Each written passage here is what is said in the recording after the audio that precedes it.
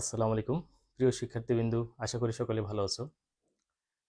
তোমাদের সকলকে অভিনন্দন এবং স্বাগতম আজকের এই ওরিয়েন্টেশন ক্লাসে। গ্রুপে যারা আছো সকলে দ্রুত জয়েন করে ফেলো এবং আমাকে ঠিকঠাক মতো শুনতে পাচ্ছ কিনা একটু কমেন্টস করে জানাও আমাকে ঠিক মতো শুনতে পাচ্ছ কিনা, সাউন্ড ক্লিয়ার আছে কিনা বা অন্যান্য কোনো সমস্যা আছে কিনা, থাকলে আমাকে কমেন্টস করে জানাও।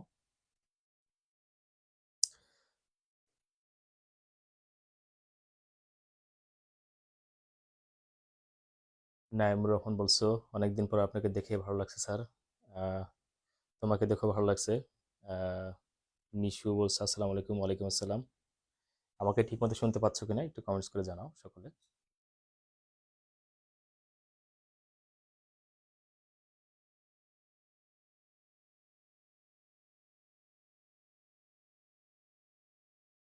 নাইমের বলছে যে সমস্যা নেই, শোনা যাচ্ছে।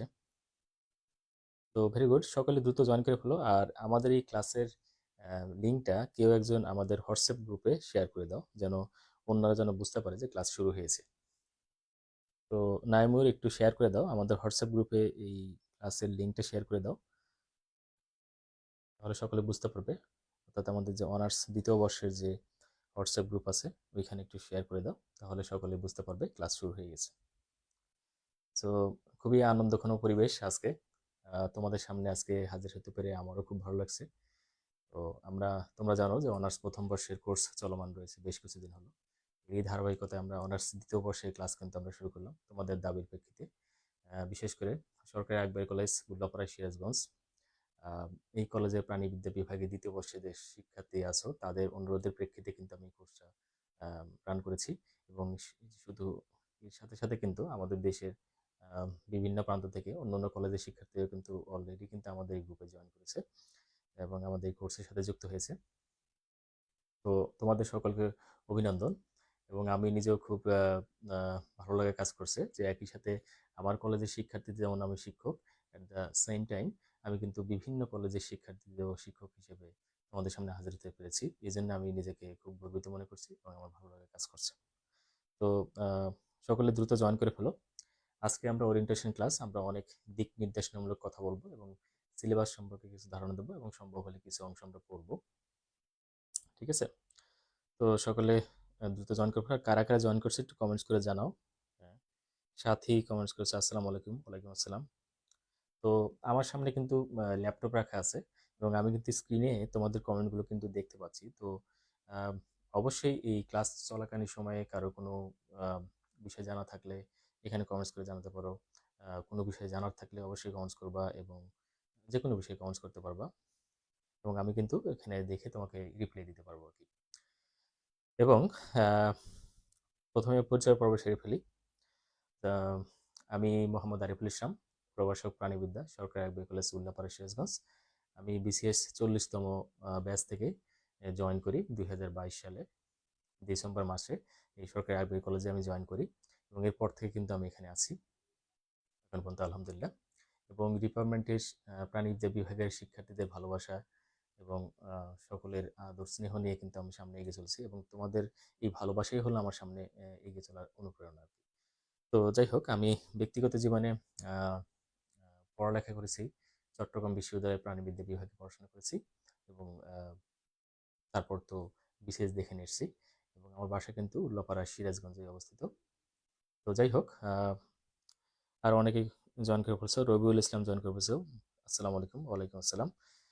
আশা করি সকলে ভালো আছো। তো যাই হোক, আমরা কিন্তু প্রথমে পরিচয়টা পরে সেরে ফেলছি, তোমরা নিজেরাও একটু পরিচয় দিলে ভালো হয়। বিশেষ করে যাদের ফেসবুক আইডি এক নামে আর আছো অন্য নামে, সেক্ষেত্রে তোমরা নিজেরাও যদি নিজেদের পরিচয়টা দাও তাহলে সবাই আমরা নিজেদের নিজে চিনে ফেলতে পারি, সেটা ভালো হতে পারে আমার মনে হয়। যেহেতু আজকে আমাদের ওরিয়েন্টেশন ক্লাস, তো ওরিয়েন্টেশন ক্লাসে কিন্তু আমরা এই যে নিজেদের কিন্তু পরিচয় দিতেই পারি, কি বল? যাই হোক, কোনো সংকোচ রাখবে না। আহ, যে কোনো বিষয়ে কোনো সমস্যা থাকলে শুধু যে লাইভে এখানে কমেন্টস করে জানাতে হবে তা নয়। আহ, অন্য সময় কিন্তু আমাকে হোয়াটসঅ্যাপে মেসেজের মাধ্যমে বা কল করার মাধ্যমে বা ডিরেক্ট কল করার মাধ্যমে আমার কাছ থেকে কিন্তু কোনো বিষয়ে যদি ইনকোয়ারি থাকে সেগুলো কিন্তু জেনে নিতে পারবা।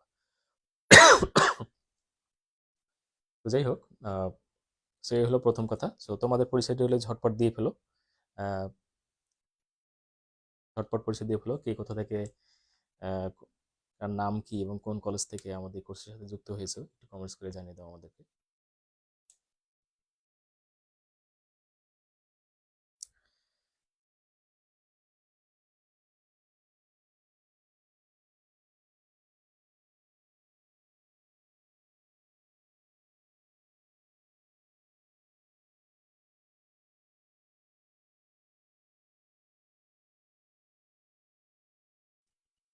তো ঠিক আছে, তোমরা কমেন্টস করতে থাকো। তো আহ, যে প্রথমে কিছু কথা যা না বললেই নয়, সেইগুলো নিয়ে কিছু কথা।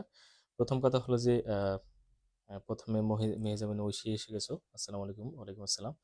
আশা করি ভালো আছো। দ্রুত সকলে জয়েন করে ফেলো।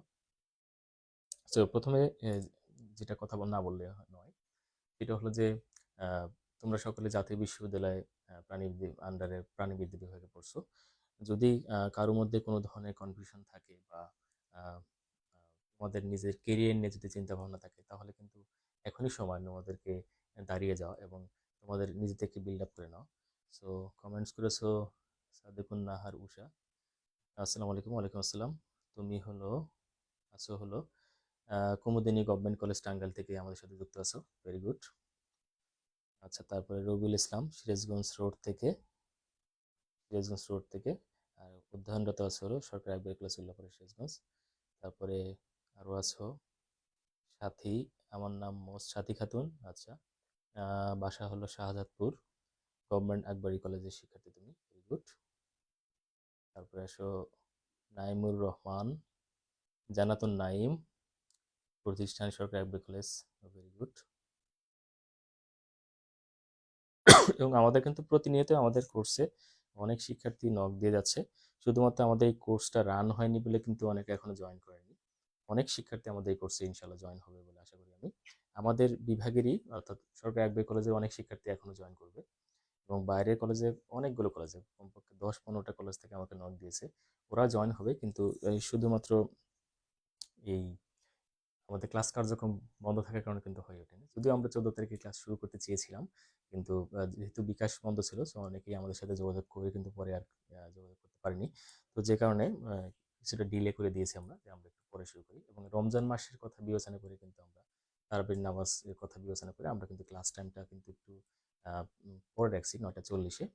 স্বাভাবিক অবস্থা কিন্তু আমরা সচরাচর চেষ্টা করবো 9টার দিকে ক্লাস নিতে বা 8টার দিকে ক্লাস নিতে, এরকম সময় বা তোমাদের সাথে আলোচনার মাধ্যমে ক্লাস টাইম ঠিক করা যেতে পারে আর কি।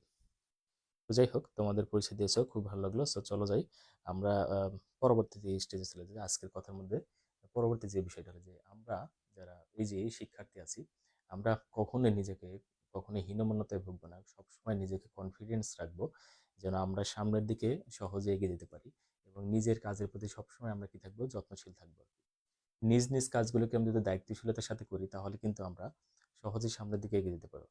প্রত্যেকটি কাজকে নিজের মনে করে করা। তুমি যেইখানে থাকো, যে পজিশনে থাকো, তোমাকে যদি কেউ কোনো দায়িত্ব অর্পণ করে থাকে, সেই দায়িত্বটাকে তুমি যদি 100% নিজের মনে করে করো, তাহলে দেখবা যে ওই কাজটা করার দরুন তোমার উত্তরোত্তর উন্নতি সাধন হয়েছে এবং তুমি কিন্তু নিজেকে যোগ্য হিসেবে কিন্তু গড়ে তুলতে পারবা। এবং এই চর্চাটা যদি তুমি প্রতিনিয়ত করে যাও, তাহলে কিন্তু দেখবে তুমি একসময় কিন্তু খুব ভালো জায়গায় চলে যাবে ইনশাল্লাহ।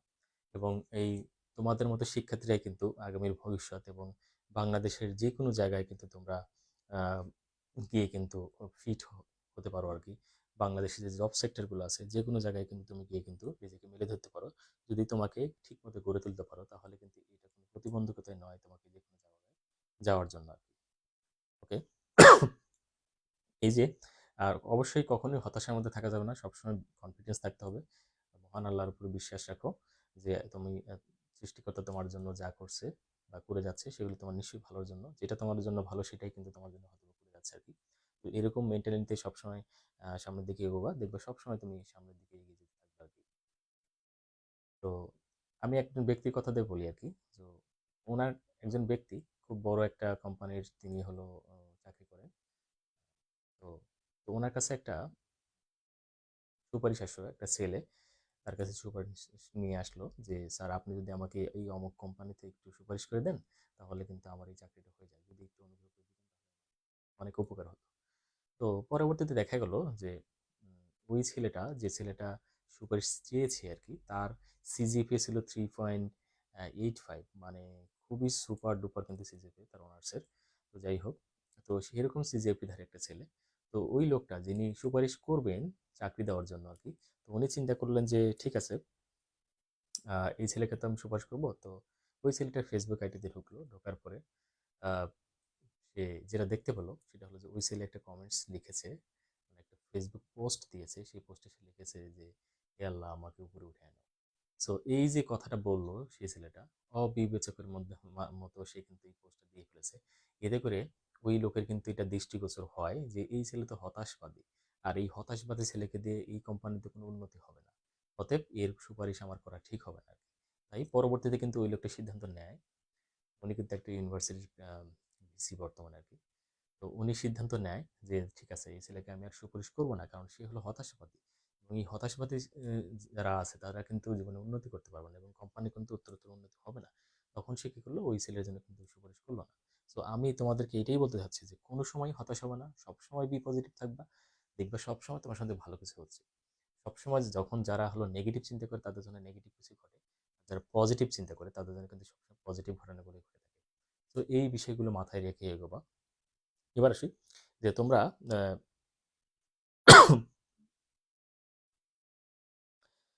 এখানে যারা জয়েন করেছো তারা কিন্তু সবারই একটা প্রত্যাশা আছে যে আমরা ভালো রেজাল্ট করবো আর কি।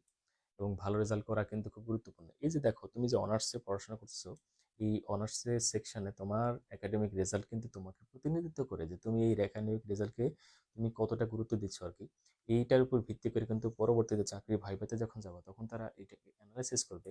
ভাইবা বোর্ডের যে বিজ্ঞ সদস্য কিন্তু থাকবেন তারা কিন্তু চিন্তা করবেন যে ঠিক আছে, এই ছেলেটা তো তার একাডেমিতে খুব সিরিয়াস ছিল, তো তার মানে তার কাজের সম্বন্ধে বা তার কাজ সম্বন্ধে সে অনেক দায়িত্বশীল ছিল আর কি।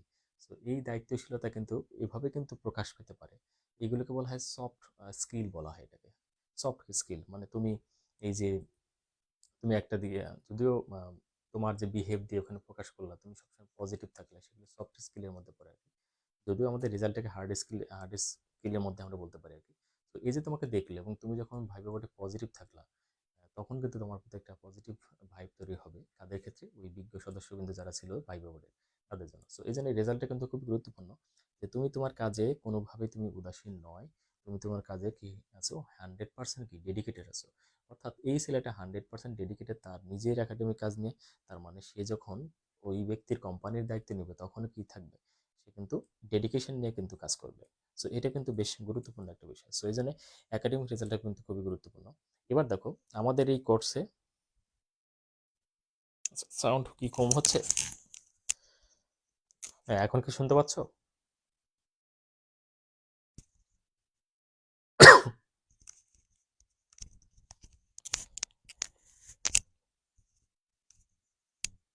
ওকে, আশা করি এখন শুনতে পাচ্ছ।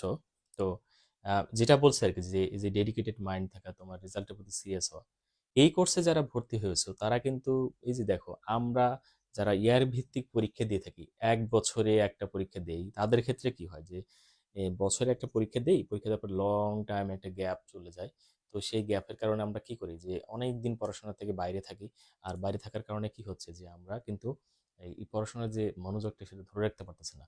আর এরকম পড়াশোনা থেকে অনেকদিন যখন আমরা ডিটাচ থাকতেছি, বাইরে থাকতেছি, তখন কি হচ্ছে যে আমাদের এই পড়াশোনার প্রতি একটা অনীহা তৈরি হচ্ছে এবং আমাদের যতটুকু স্কিল থাকতো পড়াশোনায় বা চর্চা থাকতো, সেই চর্চাটা কিন্তু নষ্ট হয়ে যায়। এই কারণে কিন্তু পরবর্তী সময় পরীক্ষার আগ মুহূর্তে গিয়ে প্রশ্ন গোছানো, সিলেবাস কি, বই কিনা, এগুলো নিয়ে কিন্তু বেশ হ্যাজার্ড ফেস করতে হয় এবং আলটিমেটলি কিন্তু রেজাল্ট ভালো হয় না। কিন্তু যারা এই যে অনলাইন কোর্সে ভর্তি হয়েছে তাদের ক্ষেত্রে কি হবে দেখো, তারা কিন্তু মানে প্রতিনিয়ত যে ডে বাই ডে ক্লাস করবা, তো প্রতিদিন এই ক্লাসটা কিন্তু প্রতিদিন হয়ে যাচ্ছে। এতে করে তোমার সারা বছরের পড়াটা কিন্তু ডে বাই ডে হয়ে যাচ্ছে এবং তোমার পড়াগুলো কিন্তু অটোমেটিক হয়ে যাচ্ছে। আর আমি যখন ইউনিভার্সিটিতে পড়তাম তো আমাদের একটা কথা বলতো যে আহ, পড়া রেডি রাখাটা হলো অর্ধেক কাজ। অর্ধেক কাজ হয়ে যায় পড়া রেডি থাকলে আর কি। শিট গোছানো থাকলে বা তোমার হলো নোট করা থাকলে সেগুলো অর্ধেক পড়া হয়ে যায়, আর বাকিটা হলো শুধু মুখস্থ করা। এই হলো বিষয়। সো এইটা কিন্তু গুরুত্বপূর্ণ। সেই জন্য আমরা যদি সারা বছর ধরে অ্যাটলিস্ট পড়াগুলোকে গুছিয়ে রাখি তাতেও কিন্তু আমাদের বিশাল কিন্তু উপকার হবে। হ্যাঁ, তো এই জন্য এই যে নিয়মিত তোমাকে দেখো, আমরা নিজ দায়িত্ব নিয়ে কিন্তু প্রতিদিন কিন্তু আমাদের পড়া হয় না, কিন্তু আমরা যদি এই কোর্সের সাথে যুক্ত থাকি আমাদের কিন্তু নিয়মিত কিন্তু এভাবে কি থাকবে, আমরা কোর্সের সাথে যুক্ত থাকলাম এবং নিয়মিত আমরা ক্লাস করলাম, এতে করে আমাদের ডে বাই ডে পড়াশোনাগুলো হয়ে যাবে। এবং ডে বাই ডে পড়াশোনা হওয়ার কারণে কি হবে, যে আমাদের এই পড়া কিন্তু অটোমেটিক হয়ে যাবে আর কি। এবং তোমার কনফিডেন্স কিন্তু ভালো থাকবে যে না, আমি পরীক্ষা ইনশাল্লাহ ভালো করবো।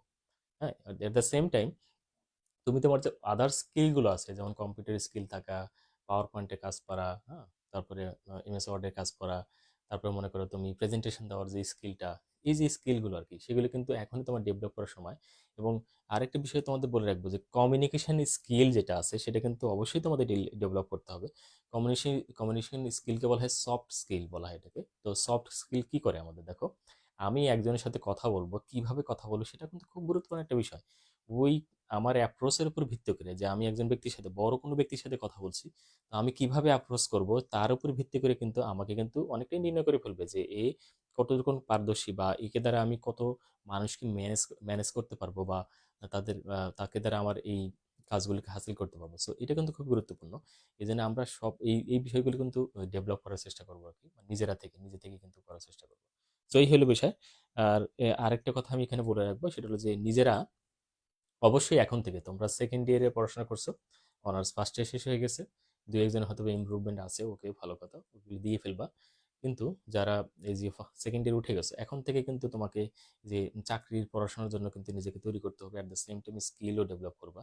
তো কেন নয় সেটা, কারণ তুমি যদি আগামী 3 বছর বা 2.5 বছর যদি নিজেকে চাকরির জন্য রেডি করো, তাহলে অনার্স পাস করে বের হওয়ার সঙ্গে সঙ্গে যখন চাকরির দরখাস্ত করবা এবং পরীক্ষা দেবা, কিন্তু সহজে কিন্তু তুমি চাকরিতে চান্স পেয়ে যাবা, যে আগামী 3 বছর বা 4 বছর পরে গিয়ে। আর যদি তুমি এভাবে রেখে দাও যে না, আমি অনার্স পাস করার পরে তারপরে চাকরি পড়াশোনা শুরু করবো, তাতে কি হবে দেখো, তাতে করে কি হবে, যে তুমি আরো 3 বছর পরে পড়াশোনা শুরু করলা, 3 বছর পরে পড়াশোনা শুরু করার পরে আরো 3 বছর তোমাকে পড়তে হবে, আরো 3 বছর পড়ার পরে তারপরে তুমি কিন্তু চাকরিতে কিন্তু টিকা শুরু করবো, তার মানে 6 বছর দেরি হয়ে যাচ্ছে আর কি। আর যদি এখন থেকে শুরু করো তাহলে কি হচ্ছে, এখন থেকে শুরু করলে তুমি আগামী 3 বছর বা 4 বছর পরে কিন্তু তুমি চাকরির জন্য যোগ্য হয়ে যাবে, এবং চাকরি কিন্তু পেয়েও যাবো অনেকে, আমি দেখছি অনেকে। এই বছর ধরো আমার অনার্স ডিপার্টমেন্ট থেকে যে অনেকগুলো ছেলে মেয়ে বের হয়েছে আর কি, তার মধ্যে অলরেডি কিন্তু একজনের প্রাইমারি চাকরি হয়ে গেছে আর কি। তো যাই হোক, এইভাবে কিন্তু আমাদের নিজেদেরকে গড়ে তুলতে হবে আর কি। হ্যাঁ, তো যাই হোক, এই নিয়ে আমরা একটু মানে কিছু ধারণা দিয়ে রাখলাম, যেহেতু আজকে ওরিয়েন্টেশন ক্লাস। অবশ্যই তোমরা বি মোটিভেট থাকবা, এবং যদি কোনো সময় হতাশা কাজ করে অবশ্যই দরকার হলে আমাকে ফোন দিবা, আমাকে নক দিবা, দিয়ে তোমার সমস্যাটা বলবা। আমি যদি আমার পক্ষ থেকে কোনোভাবে তোমাকে পরামর্শ দিয়ে সাহায্য করতে পারি, তাহলে আমার জন্য খুবই নিজেরও ভালো লাগবে এবং তোমারও অনেক উপকার হবে আর কি। তো এই জন্যে কোনো সময় সংকোচ করবো না, আমি খুবই স্টুডেন্টের সাথে মিশতে চেষ্টা করি এবং মিশতে ভালোবাসি আর কি। এই জন্য কোনো সংকোচ করার কোনো প্রয়োজন নেই আর কি। তো যাই হোক, এবার আসো আমরা সিলেবাস নিয়ে কিছু কথা বলি আর কি, যে আমরা এই যে কোর্সটা শুরু করতে যাচ্ছি, তো এই কোর্সে আমাদের সিলেবাস কি কি থাকবে, চলো যাই সেটা দেখা যায়।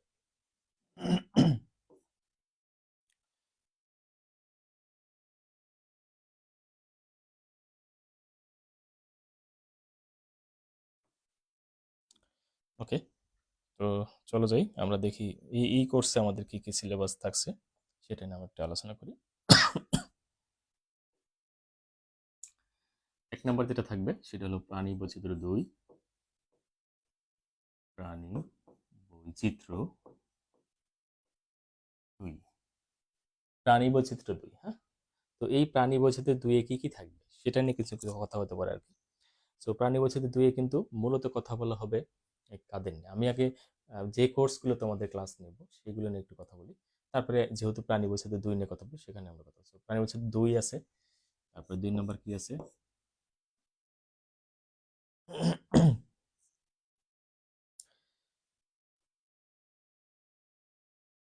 তুলনামূলক হারের স্থান।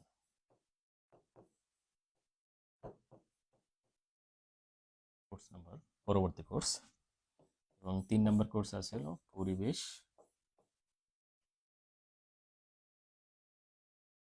জীববিদ্যা।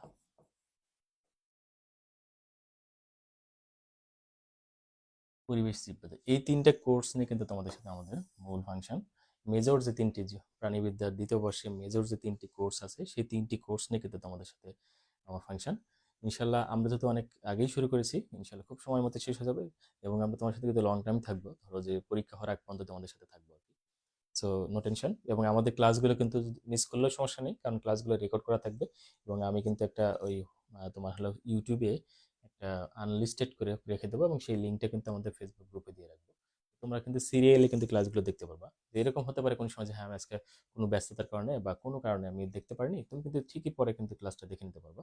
এবং সেই ক্লাসে যদি কোনো সমস্যা থাকে সেটাও কিন্তু আমাকে পরবর্তীতে হোয়াটসঅ্যাপে নক দিয়ে বা ফোন করে আমাকে কিন্তু জানতে পারবা। So no problem. আমরা খুব একসাথে একতাবদ্ধভাবে এখন এগোনোর চেষ্টা করবো ইনশাল্লাহ। সো এই যে ৩টি কোর্স, সেই ৩টি কোর্স নিয়ে আমাদের কথা। প্রথম যে প্রাণী বৈচিত্র্য ২, এখানে কি বিষয় নিয়ে আলোচনা করা হয়েছে সেটা আমরা বলবো। মূলত এখানে আলোচনা করা হয়েছে কি নিয়ে? প্রাণী বৈচিত্র্য ২ এখানে আলোচনা করা হয়েছে কি নিয়ে?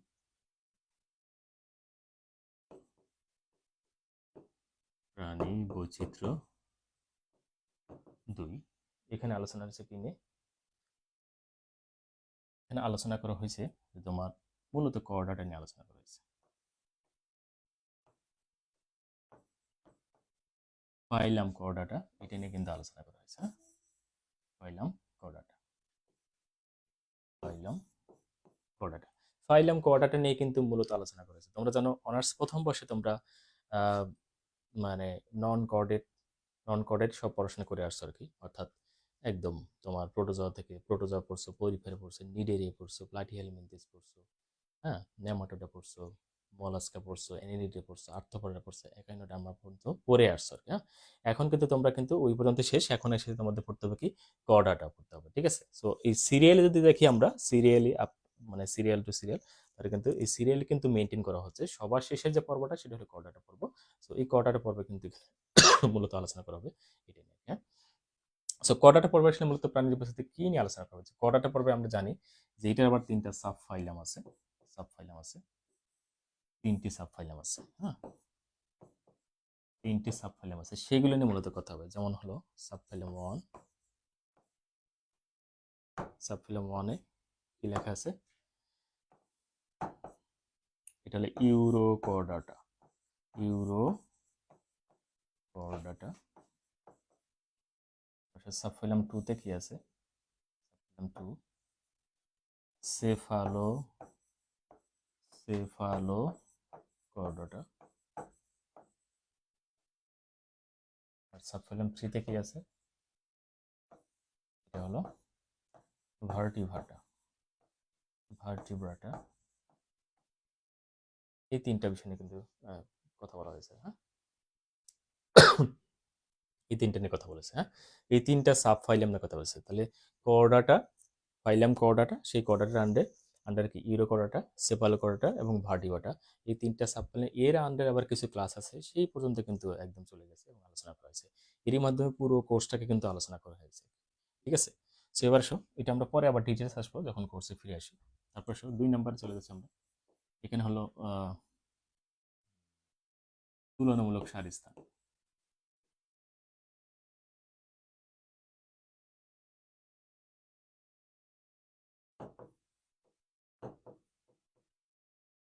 তুলনামূলক সার স্থানে কি নিয়ে আলোচনা করেছে সেটা একটু ওকে। তুলনামূলক সার স্থান এখানে কিন্তু প্রোটোজোয়ানদের নন কোঅর্ডিনেট এবং কোঅর্ডিনেটদের নিয়ে কথা বলা আছে, কিন্তু সেটা কি তুলনামূলক সার স্থান মানে কি, মানে কম্পারেটিভ স্টাডি। কম্পারেটিভ স্টাডি, ধরো কম্পারেটিভ স্টাডিটা কেমন? ধরো মনে করো আমার হাতে 3টা কলম আছে। হ্যাঁ, 3টা কলম। এটা একটা জেল পেন, এটা একটা জেল পেন বাট একটু অন্যরকম। আবার এটা একটা কলম বাট আবার অন্যরকম কলম, যেটা স্মার্ট বোর্ডের কলম, ঠিক আছে? তখন দেখো 3টাই কলম, বাট 3টার মধ্যে কি ভিন্নতা আছে না, ভেরিয়েশন আছে না? এই যে এদের মধ্যে যে তুলনা করে আমরা দেখতে পাচ্ছি তাদের মধ্যে কি কি পার্থক্য আছে, সেই যে স্টাডি করা হবে সেই স্টাডিটা হলো কি তুলনামূলক সারের স্থান। অর্থাৎ প্রাণীর যে বিভিন্ন প্রাণীর তাদের যে দেহের অঙ্গগুলো আছে সেই অঙ্গগুলোর মধ্যে কম্পেয়ার করা হবে। ধরো কিডনি নিয়ে, হ্যাঁ কিডনি ধরো যে আমরা বললাম যে ফিশদের কেমন কিডনি আছে, তারপরে হলো অ্যাম্ফিবিয়ানদের কি কেমন কিডনি আছে, র্যাপটেলিয়ানদের কেমন কিডনি আছে, তারপরে তোমার হলো অ্যাবিসদের কেমন কিডনি আছে, তারপরে ম্যামালিয়াদের কেমন কিডনি আছে।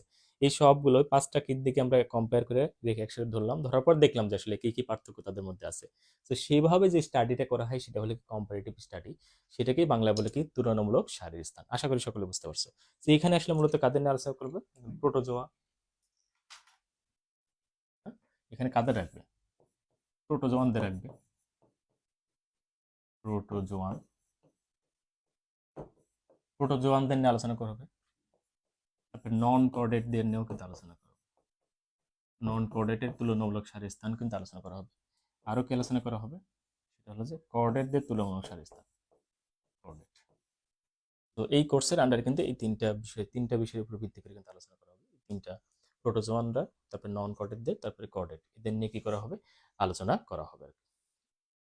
ওকে, তো এই হলো তোমার পরবর্তী কোর্স, অর্থাৎ তুলনামূলক সারি স্থান নিয়ে বলা হয়েছে আর কি। এবার পরবর্তী এর পরের কোর্স নিয়ে আমরা কথা বলতেছি। 3 নম্বর কোর্স যেটা আমরা কিনব সেটা হলো কি? পরিবেশ জীববিদ্যা।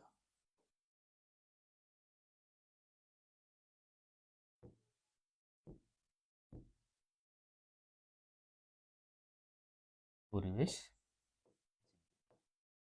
ওকে। সো পরিবেশ জীববিদ্যায় কি নিয়ে আলোচনা করা হয়েছে? তো বোঝাই যাচ্ছে পরিবেশ নিয়ে আলোচনা করা হয়েছে আর কি। হ্যাঁ, কি কি আলোচনা করা হয়েছে এখানে? সো আমরা একটু দেখি।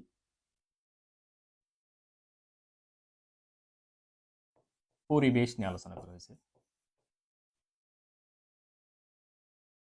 পরিবেশ নিয়ে আলোচনা করেছে। তারপরে দূষণ নিয়ে আলোচনা করেছে। দূষণ ও দূষক নিয়ে আলোচনা করা হয়েছে, এটা আলোচনা করেছে। তারপরে কি না আছে? বায়ু দূষণ নিয়ে আলোচনা করা হয়েছে। বায়ু দূষণ, তারপরে পানি দূষণ, এগুলো নিয়ে আলোচনা করা হয়েছে। তারপরে শব্দ দূষণ নিয়ে আলোচনা করা হয়েছে। শব্দ এইগুলো দূষণ নিয়ে কি করা আলোচনা করা হয়েছে। ওকে, এইসব বিষয় দূষণ নিয়ে আলোচনা করেছে। আরও কি নিয়ে আলোচনা করা হয়েছে? যে ডিজাস্টার ম্যানেজমেন্ট, অর্থাৎ দুর্যোগ ব্যবস্থাপনা। দুর্যোগ ব্যবস্থাপনা, দুর্যোগ ব্যবস্থা নিয়ে কিন্তু আলোচনা করেছে। সো দুর্যোগ কিভাবে ম্যানেজমেন্ট করব, ঘূর্ণিঝড় হলে কি করব, তারপরে জলোচ্ছ্বাস হলে কি করব, ল্যাব পাহাড়ের যে ভেঙে মানে মাটি ভেঙে পড়ে ল্যান্ডস্লাইড হয় কি, সেটা হলে কি করব, বন্যা হলে কি করব, ঠিক আছে, খরা হলে কি করব, অতিবৃষ্টি হলে কি করব, অতি শীত হলে কি করব, এই সবই দুর্যোগের মধ্যে পড়ে কি। তো সেগুলো কিভাবে ম্যানেজমেন্ট করব, বা ভূমিকম্প হলে কি করব, তো সেইগুলো নিয়ে আমাদের এখানে আলোচনা। সো এই হলো মোটামুটি পরিবেশ জীববিদ্যা নিয়ে এইসব বিষয় নিয়ে আলোচনা করা হয়েছে আর কি। তো আশা করি সকলে বুঝতে পারছো আর কি। সো এই হলো মোটামুটি আমরা 3টে কোর্স সম্বন্ধে আলোচনা করলাম, যে আমরা কি কি বিষয় নিয়ে আলোচনা করব। এক হলো তোমার প্রাণী বৈচিত্র্য 2, এখানে আমরা কর্ডাটা মনে হচ্ছে নিয়ে আলোচনা করব, এবং কর্ডাটার আন্ডারে যে সকল সাব ফাইলাম আছে, ইউরোকর্ডাটা, সেফালোকর্ডাটা এবং ভার্টিভাটা, এদের নিয়ে আমরা বিস্তর আলোচনা করব। এইগুলোর আন্ডারে আবার যে সকল ক্লাস আছে, সেই ক্লাসগুলো নিয়ে আমরা বিস্তর আলোচনা করবো আর কি, সেটা আমরা জানবো। তারপরে আমরা কি জানতে পারবো? তারপরে জানতে পারবো যে আমরা পরবর্তী কোর্সের কথা বললাম, যে তুলনামূলক সারি স্থান, কাদের নিয়ে আলোচনা করবো? আমরা প্রথম বলছি তুলনামূলক সারি স্থান কি, অর্থাৎ হলো যে যে কম্পেয়ার করে যে পড়া আর কি, তুলনা করে করে যে বিভিন্ন প্রাণীর বা বিভিন্ন শ্রেণীর বা বর্গের প্রাণীদের মধ্যে যে তুলনা করে যে পড়া হয়, সেই তুলনামূলক স্টাডি নিয়ে এখানে আলোচনা করা হবে। এবং তাদের আন্ডারে কারা কারা থাকবে? তাদের কিন্তু সবাই থাকবে, প্রোটোজোন থাকবে, নন কর্ডেট থাকবে, কর্ডেট থাকবে, এরা কিন্তু সকলে কিন্তু থাকবে এখানে। ঠিক আছে, এবার 3 নম্বর কোর্স যেটা নিয়ে আমরা আলোচনা করবো সেটা হলো যে পরিবেশ জীববিদ্যা। এটা আমরা কি বললাম? পরিবেশ, তারপরে দূষণ কি, দূষক কি, এগুলো নিয়ে বিস্তারিত। তারপর পানি দূষণ, বায়ু দূষণ, শব্দ দূষণ, সেগুলো নিয়ে আলোচনা করা হবে। তারপর দুর্যোগ ব্যবস্থাপনা নিয়ে আলোচনা করবে। এভাবে ডিটেলস এখানে আলোচনা করা হবে আর কি। সেই হলো মোটামুটি কোর্সগুলো সম্বন্ধে আমাদের ধারণা দেওয়া হলো। সো আমাদের এই প্রাণীবিদ্যা প্রাণীবিদ্যা কোর্সে পড়ে এখন তো প্রশ্ন করতে পারছে, চাকরি ক্ষেত্রে আমরা এই প্রাণীবিদ্যা পড়ে কি কি জব পেতে পারি, সেটা কিন্তু একটা বিষয়, তাই না? তো আমাদের একটু মোটিভেশন দরকার কি। সো এই রিলেটেড আমার একটা পোস্টই ছিল, আমি গ্রুপে আবারও শেয়ার করে দেবো দরকার হলে। সেই পোস্টটা তোমরা পড়ে নেবা, যে প্রাণীবিদ্যায় পড়ে পড়ে কি কি চাকরি হতে পারে। সো ওইটা পড়লে তোমাদের আসলে কোনো মানে কনফিউশন থাকবে না বা হতাশা থাকবে না, যে আমরা তো এই সাবজেক্টে পড়ে যে কোনো কিছুই পড়তে পারি। ঠিক আছে, সো এটা কিন্তু একটা গুরুত্বপূর্ণ বিষয়, কারণ তুমি যে সাবজেক্টে পড়তেছো, তো সেই সাবজেক্টে পড়ে তুমি ভবিষ্যতে কি করবে সেটা যদি সম্পর্কে তোমার যদি স্পষ্ট ধারণা না থাকে, তাহলে কিন্তু তোমার পরবর্তী ভবিষ্যতে গিয়ে কিন্তু মানে একটা খেই হারিয়ে ফেলা একটা সম্ভাবনা থাকে, বা আহ, বুঝে উঠতে পারবে না আসলে আমি কি করব এরকম। তো স্বল্প সময় সেটা বুঝে উঠতে কঠিন হয়, কিন্তু আগে থেকে যে তুমি জানো যে তুমি এই সাবজেক্টের উপরে তোমার এই জব হবে আর কি, তাহলে তুমি আগে থেকে কিন্তু একটা প্রিপারেশন নিয়ে তোমাকে নিজেকে ওইভাবে কিন্তু তৈরি করতে পারবা যে আমি হ্যাঁ ঠিক আছে আমি এটা হবো, তাহলে এর জন্য আমার এখন থেকে এই প্রিপারেশন দরকার, তো আমি সেভাবে চলতে থাকবো। তো এটা কিন্তু বেশ গুরুত্বপূর্ণ আর কি। তো যাই হোক, তোমরা একদম নিশ্চুপ হয়ে আমার ক্লাস দেখতেছো আর কি। তো সকলেই একটু কমেন্টস করে জানাও যে আসলে আহ, বিষয়গুলো বুঝতে পারছো কিনা। আমরা আজকে একটি বিষয় নিয়ে আলোচনা করব, যেহেতু আমরা ওরিয়েন্টেশন ক্লাস, খুব বেশি মানে পড়া রিলেটেড খুব বেশি কথা বলবো না, অন্য কথাই বেশি বলতেছি আমরা, তবে সামান্য একটু পড়াশোনা করে যাব আর কি। এবং আগামী ক্লাস থেকে আমরা রেগুলারলি পড়াশোনা শুরু করে দেবো আর কি। তো ওরিয়েন্টেশন ক্লাসের সেই মানে যে বিষয়টা সেটা নিয়ে যেহেতু তোমাদের যদি কোনো ইনকোয়ারি থাকে, জুওলজি নিয়ে কোনো যদি ইনকোয়ারি থাকে বা তোমাদের কোনো জানার থাকে যে স্যার এই বিষয়টা কেমন, বা এই সাবজেক্টে পড়ে কি কি কেমন বিষয়, সেগুলো যদি জানার ইচ্ছে থাকে তাহলে কিন্তু অবশ্যই এখানে কমেন্টস করে বলতে পারো, তাহলে আমি তোমাদের সেই সম্বন্ধে একটু ধারণা দিতে পারি আর কি। হ্যাঁ, এবং তোমাদের কনফিডেন্সটাকে বুস্ট করার চেষ্টা করবো ইনশাল্লাহ। ওকে, যা কারোর মনে যদি কোনো প্রশ্ন থাকে আমাকে একটু কমেন্টস করে জানাও।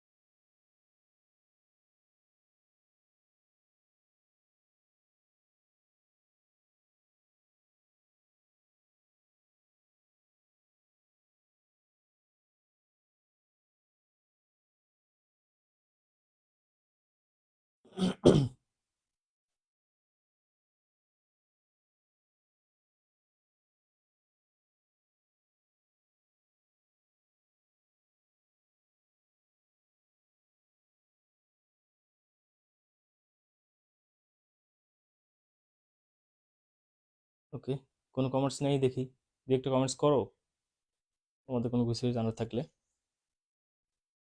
কোনো বিষয় যদি জানার থাকে অবশ্যই কমেন্টস করে জানাও।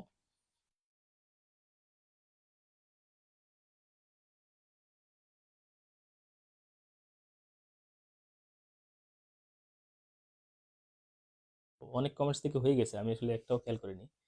ওকে, তোমরা বলেছো যে একটু জোরে কথা বলতে, ওকে ঠিক আছে আমি জোরে কথা বলার চেষ্টা করব। আহ, আহ, উষা বলেছো জোরে কথা বলুন, ওকে ঠিক আছে।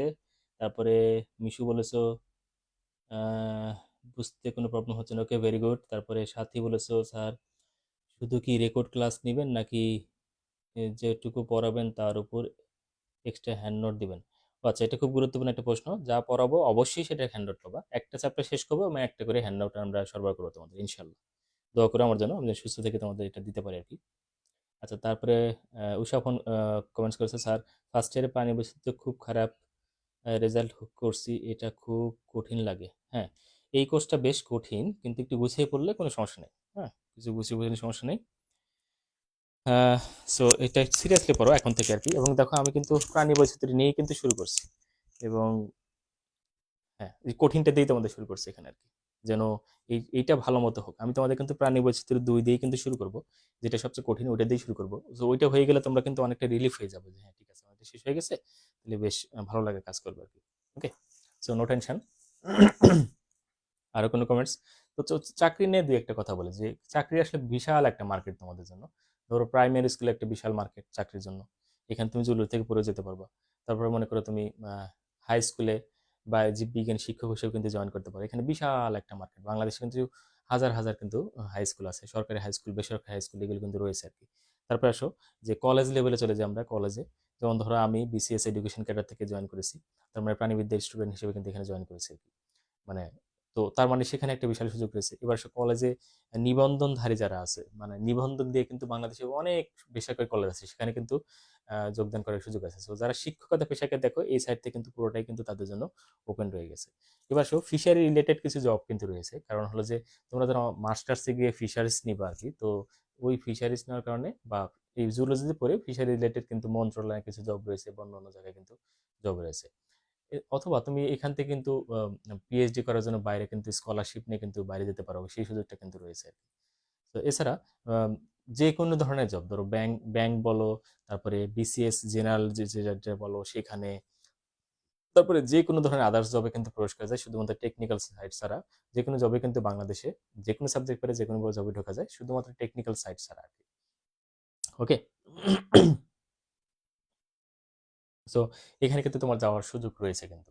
যেরকম আরো বিস্তারিত আছে, আমার ওই লেখাটা তোমাদের আমি গ্রুপে শেয়ার করে দেবো, তাহলে তোমরা সহজেই বুঝতে পারবা যে আসলে কত সেক্টর তোমাদের সামনে রয়েছে। তো না জানার কারণে কিন্তু আমরা নিজে থেকে বুঝে উঠতে পারি না যে আমরা আসলে কত কিছু আমাদের এখানে রয়ে গেছে, কিন্তু আমরা জানতে পারছি না আর কি।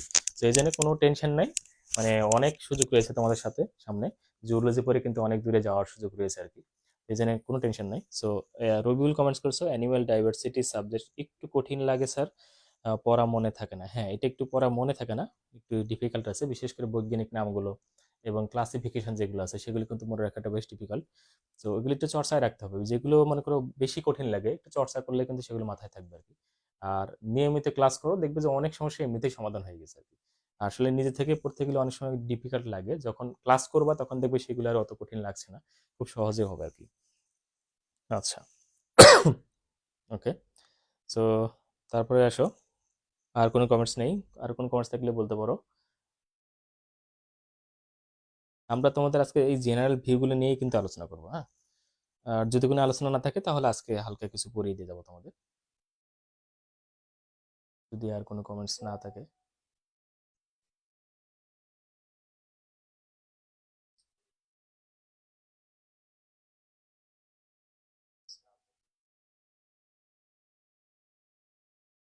ওকে। তো ঠিক আছে, তো আজকে আমরা কিছু অংশ দিয়ে শুরু করতেছি। প্রথমে কর্ডাটা দিয়ে কিছু জিনিস আমরা পড়িয়ে দিই তোমাদের। কর্ডাটা, হ্যাঁ, চলো যাই।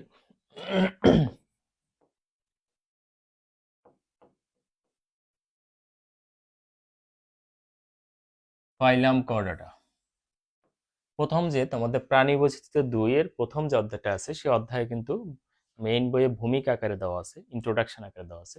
সো সেই ইন্ট্রোডাকশন দিয়ে কিন্তু এই কর্ডাটা নিয়েই কিন্তু মোটামুটি আলোচনা করা হয়েছে, বিশেষ করে কর্ডাটার ক্লাসিফিকেশন নিয়ে কিন্তু বেশ আলোচনা করা হয়েছে আর কি। তো এই যে কর্ডাটা আমরা দেখতে পাচ্ছি,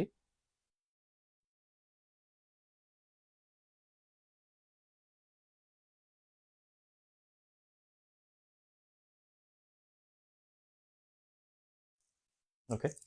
তো এই কর্ডাটা, এটা নিয়ে আমরা এখন সরাসরি কিন্তু আলোচনা চলে যাচ্ছে আর কি। ঠিক আছে, তোমাদের কোনো কমেন্টস থাকলে অবশ্যই কমেন্টস করে জানাবা, কোনো কিছু যদি জানার থাকে আর কি। আমি ক্লাসটা রান করে ফেলতেছি। তো প্রথমে আসো, ল্যাটিন শব্দ, ল্যাটিন শব্দ কর্ডা, কর্ডা শব্দ হলো কর্ড, কর্ড। কর্ড মানে কি? কর্ডের মিনিং আছে দুই রকম নিতে হবে। এক হলো রজ্জু, অথবা বলতে পারি দড়ি, বলতে পারি দড়ি। ওকে। তাহলে ল্যাটিন শব্দ কর্ডা হলো কর্ড, যেটার মিনিংটা হলো কি? রজ্জু বা দড়ি, রজ্জি বা দড়ি। আবার বলছি, ল্যাটিন শব্দ কর্ড অর্থ কর্ডা অর্থ হলো কি? কর্ড, ইংলিশে কর্ড, আর বাংলায় কইছে রজ্জু বা দড়ি, রজ্জু বা দড়ি। বুঝছো ব্যাপারটা? তোমরা একটা কাজ করবা,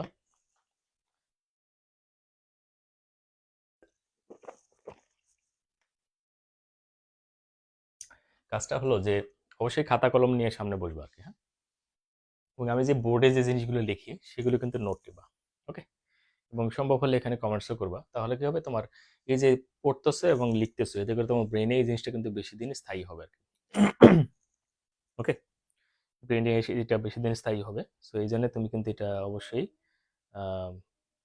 নোট রাখার চেষ্টা করো। এটা খাতা নিয়ে বসে যাও, সেটা ভালো হয় তোমাদের জন্য।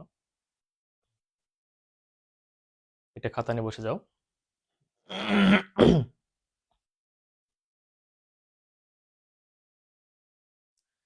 ওকে। খাতা নিয়ে বসে যাও, তাহলে এইগুলো নোটগুলো তুলে নেবা। তো আমরা শিখলাম যে ল্যাটিন শব্দে কর্ড হলো কর্ড, এর মিনিং হলো রজ্জু বা দড়ি। আর গ্রিক শব্দ এটা এটা এটা শব্দটা টু বিয়ার এর মিনিং হলো বহন করা। এর মিনিং কি? বহন করা। সো এইখান থেকে কিন্তু কর্ডাটা শব্দটা এসছে আর কি। সো আশা করি সকলে বুঝতে পারছো। সো আমরা বললাম ল্যাটিন শব্দ কর্ডা অর্থ হলো কর্ড, এর বাংলা হলো রজ্জু বা দড়ি। দড়ি বোঝো তো? একদম দড়ি, আমরা যে দড়ি দিয়ে বিভিন্ন জিনিস বাঁধি আর কি, দড়ি, এরকম দড়ি। ওকে, এটা একটা। আর একটা কোথা থেকে আসলো? যে গ্রিক শব্দ। দেখো এইটির মাঝখানে দুইটা শব্দ লুকিয়ে আছে, খেয়াল করো। কর্ডা, এখানে একটা শব্দ লুকিয়ে আছে, এটা হলো ল্যাটিন শব্দ। আর এখানে হলো আটা, এটা আরেকটা শব্দ, সেটা হলো গ্রিক শব্দ। সো দুইটা শব্দ মিলে কিন্তু এরকম কর্ডাটা হয়েছে। সো মাথায় রেখো বিষয়টা। তো সেইটা, এবং এই গ্রিক শব্দ আটা মানে হলো টু বিয়ার, মানে বহন করা। তার মানে কি দাঁড়াচ্ছে? কর্ডারের শব্দটাকে যারা দড়ি বহন করে বা যারা রজ্জু বহন করে তাদেরকে আমরা কি বলি? কর্ডাটা বলি। যারা দড়ি বহন করে বা রজ্জু বহন করে তাদেরকে আমরা কি বলি? কর্ডাটা বলি।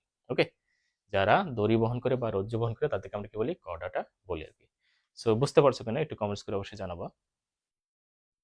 বুঝতে পারছো কিনা একটু অবশ্যই কমেন্ট করে যাবা। হ্যাঁ, এই যে মিশু বলছো আটা মিন্স বহন করা, এটা কিন্তু আবার ওই যে আটা না, হ্যাঁ, আটা ময়দা সুজির আটা না কিন্তু, যে আটা বহন করে। তো এটা মনে রাখতে পারো যে আটা বহন করতেছে। তো সেখান থেকে কিন্তু মনে রাখা যেতে পারে আর কি। হ্যাঁ, করডাটা, হ্যাঁ, দড়ি দিয়ে বেঁধে আটা বহন করতেছে আর কি। এই হলো করডাটা। হ্যাঁ, ওকে, ভেরি গুড, সবাই বুঝতে পারছো আর কি। সো আমরা আস্তে আস্তে প্রবেশ করবো, তোমরা তো ভয় পাওয়ার কোনো কারণ নেই। প্রথম ক্লাসগুলোতে আমরা খুব ধীরে ধীরে ধীরে ধীরে তোমাদেরকে মানে সহনশীল করে করে তারপরে আস্তে আস্তে প্রবেশ করবো। এরপরে গিয়ে আমরা ফার্স্ট হয়ে যাবো, তোমরা টেরই পাবো না আমরা কখন ফার্স্ট হয়ে গেছি। হ্যাঁ, তো আমরা ধীরে ধীরে তোমাদেরকে সহনশীল করবো। আর একটা জিনিস অবশ্যই মনে রাখবা, আমি শুধু তোমাদের মানে এখানে যে পড়াবো তাই না, শুধু এখানকার টিচারই না, তোমার যে কোনো সমস্যা যদি মনে করো অবশ্যই টিচারকে সেটা অবহিত করতে পারো। কারণ আমার শিক্ষক আমাকে শিখিয়েছিলেন, চট্টগ্রাম বিশ্ববিদ্যালয়ের প্রফেসর ফরিদা হাসান স্যার, যে আমাকে শিখিয়েছিলেন তিনি, যে বাবা, তুমি তোমার সমস্যাগুলো তোমার ক্লাসমেটদের বলবা না, তোমার থেকে সিনিয়র কাউকে বলবা। সেটা হতে পারে তোমার বাবা, অথবা তোমার মা, অথবা ভাই, অথবা বোন। আর যদি সেই বাবা মা ভাই বোন যদি নিকটে না থাকে, তাহলে বেস্ট অপশন হতে পারে টিচার, শিক্ষক। শিক্ষককে বললে তুমি তোমার মানে তোমার সমাধানটা পাওয়ার সম্ভাবনা বেশি। এই কারণেই, কারণ হলো সে তোমার থেকে অনেক সিনিয়র এবং সে অনেক ধরনের প্রতিবন্ধকতা ফেস করে চলে আসছে, বা অনেক এক্সপিরিয়েন্স নিয়ে এখানে সে উপস্থিত হয়েছে, যে এক্সপিরিয়েন্সগুলো তুমি এখনো গ্যাদার করনি। এই জন্য তোমার বন্ধু বা বান্ধবী সে কিন্তু ওই এক্সপিরিয়েন্সটা কিন্তু গ্যাদার করতে এখনো পারেনি। ঠিক আছে, কিন্তু তুমি যদি শিক্ষককে জিজ্ঞেস করো, তার কিন্তু এই এক্সপিরিয়েন্সটা আছে, এবং শিক্ষকই কিন্তু বাবা মার পরে একটা স্টুডেন্টদের সবচেয়ে ভালো চায় কিন্তু। যে একটা মানুষের জন্য তিন শ্রেণীর মানুষ নিঃস্বার্থভাবে দোয়া করে, এক হলো বাবা মা, আর হলো তার শিক্ষক। তো নিঃস্বার্থভাবে দোয়া করে, সেই জন্য আমিও চেষ্টা করি আমার শিক্ষার্থীর জন্য একটু নিঃস্বার্থভাবে তাদেরকে এইগুলো মানে কোনো উপকার যদি করা যায় সেটা অবশ্যই করার চেষ্টা করি আর কি। তো যাই হোক, এই জন্য সবসময় ফ্রি থাকবা এবং আমাকে যে কোনো বিষয়ে অবশ্যই জানাবা, অবহিত করবা আর কি। তো চলো যাই। তো এটা আমরা শিখলাম। তো এই যে কর্ডাটা শব্দটা, এই কর্ডাটা শব্দ সর্বপ্রথম কে ব্যবহার করছে, সেটাই তো একটা দেখার বিষয়, তাই না? কে সর্বপ্রথম এই শব্দটা মানে এই কর্ডাটা নামকরণ করছে, সেটা আমরা একটু দেখি। তো চলো যাই তার আগে। এই যে কর্ডাটা গুলো আছে, সো এই কর্ডাটার যে এই পর্ব আছে, সেই পর্বে কতগুলো প্রজাতি আছে? হ্যাঁ, ৬৮,৬২৬টি প্রজাতি আছে। প্রজাতি আছে এই পর্বে কতগুলো আছে?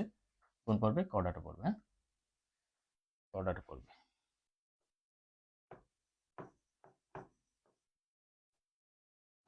কর্ডাটা পর্বে কতগুলো প্রজাতি আছে? ৬৮,৬২৫ লিখে বলছে, ২৬ হবে। হ্যাঁ, ৬২৬টি কি আছে? প্রজাতি রয়েছে।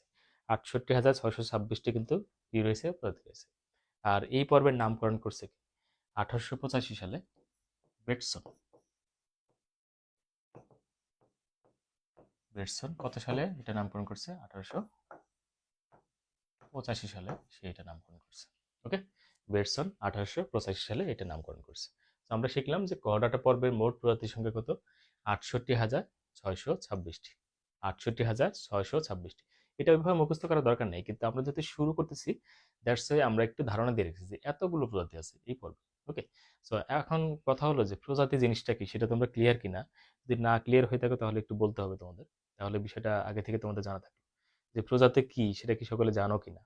যদি জেনে থাকো তাহলে ইয়েস বলো, আর না জেনে থাকলে নো বলো। যদি নো বলা দেখি তাহলে কিন্তু প্রজাতির সংজ্ঞাটা দিয়ে ফেলবো আর কি, হ্যাঁ? যে প্রজাতি আসলে কারা।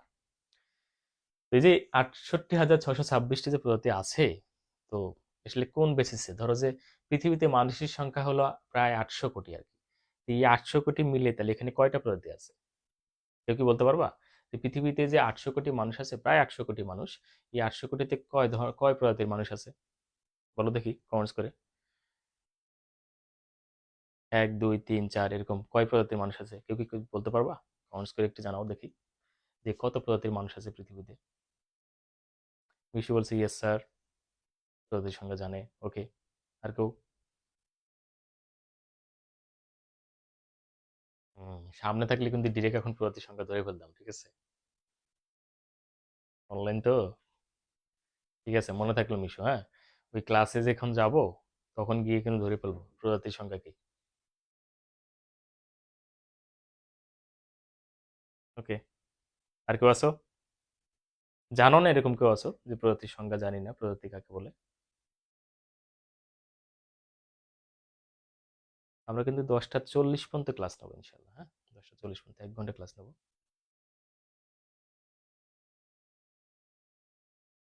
আছো? জানো না এরকম কেউ আছো?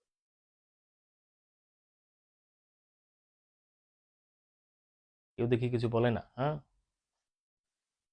ও ঠিক আছে, না বললা আমি বলে দিই তাহলে, শুনে রাখো। মানে প্রজাতির সংখ্যা কি, একদল জীব যারা নিজেদের মধ্যে মিলনের মাধ্যমে উর্বর সন্তান তৈরি করে কিন্তু অন্যদের সাথে করে না। তো যারা নিজেদের মধ্যে মিলনের মাধ্যমে উর্বর সন্তান তৈরি করতে পারে তাদেরকে বলে আমরা কি বলবো, প্রজাতি বলবো। ওকে, সিম্পল হিসাব। এই যে উষা বলছো একটাই প্রজাতি, ভেরি গুড। মানুষ পুরো পৃথিবীতে যতগুলো মানুষের সবাই হলো একটা প্রজাতি। সেই প্রজাতির নাম কি? হোমোসেপিয়েন্স।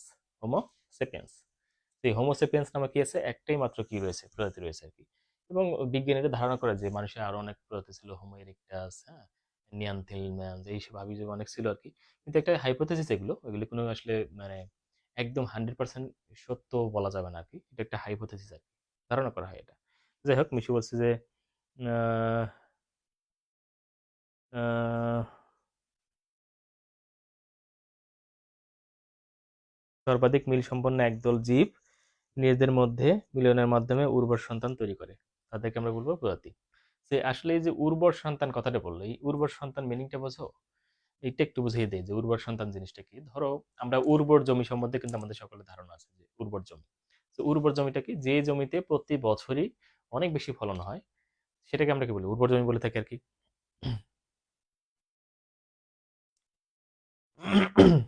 হ্যাঁ, তাকে আমরা কি বলি, উর্বর জমি বলে থাকি আর কি। তো এই যে উর্বর জমি, তো মানে যে জমিতে বারবার ফলন হচ্ছে সেগুলো উর্বর জমি।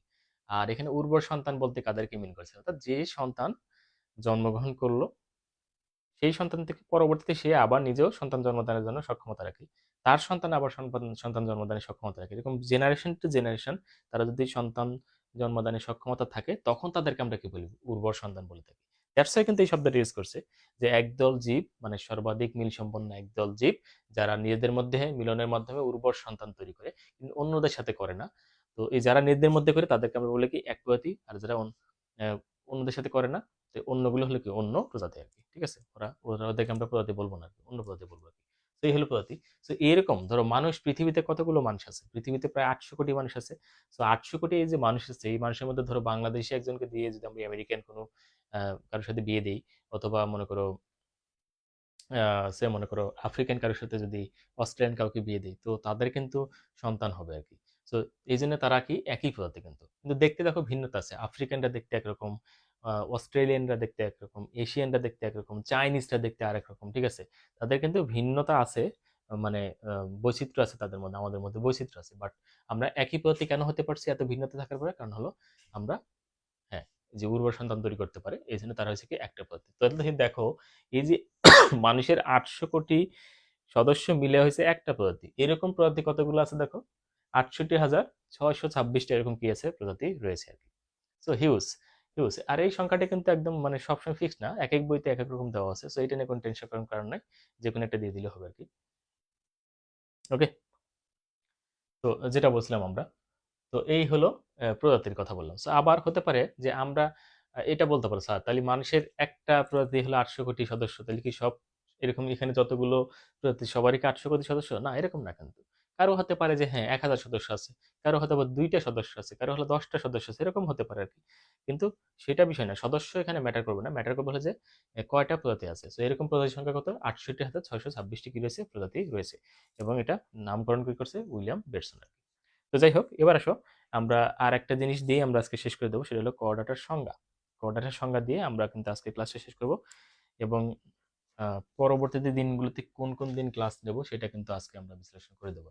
ওকে, এবার আসো, কোঅর্ডিনেটর কাকে বলে? কোঅর্ডিনেটর, কোঅর্ডিনেটর সংজ্ঞা দেবো আমরা। হ্যাঁ, কোঅর্ডিনেটর, হ্যাঁ, কোঅর্ডিনেটর সংজ্ঞা দেবো। কোঅর্ডিনেটর সংজ্ঞা দেওয়ার জন্য কয়েকটা জিনিস লাগে আর কি। ধরো এই একটা চিত্রের মাধ্যমে সেটাকে দেখানোর চেষ্টা করি আর কি।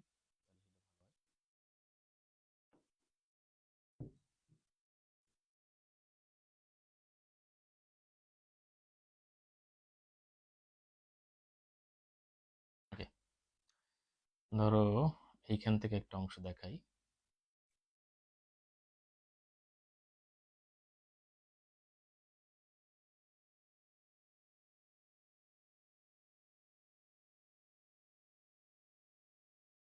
ওকে, একটা অংশ দেখালাম, তার উপরে আরেকটা জিনিস দেখাই, সেটা হলো এটা।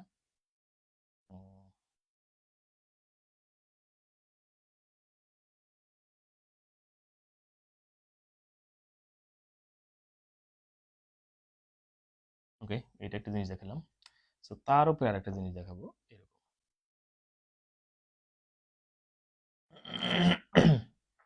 তো এগুলো কি? সো প্রথমে আসো, এই জায়গা, এটা হলো গল বিলীয় ফুলকারন্দ, গল বিলীয় ফুলকা, গল বিলীয় ফুলকারন্দ। ওকে, রন্ধ্র রয়েছে এখানে। তারপরে কি রয়েছে? এইটা, এটার নাম হলো নটোকর্ড, নটোকর্ড এটা। এবং এইখানে যেটা রয়েছে তার নাম হলো স্নায়ুরজ্জু।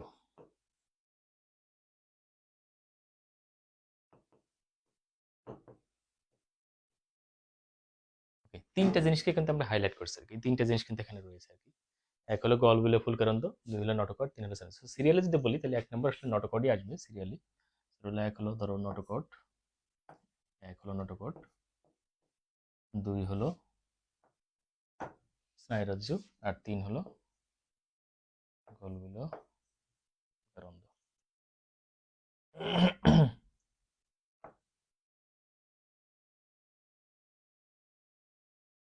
তিন, হ্যাঁ, এটা হলো গলবিলীয় ফুলকারন্দ। সেই তিনটা জিনিস ধরে কিন্তু আমরা এখানে সংজ্ঞা দেবো আর কি।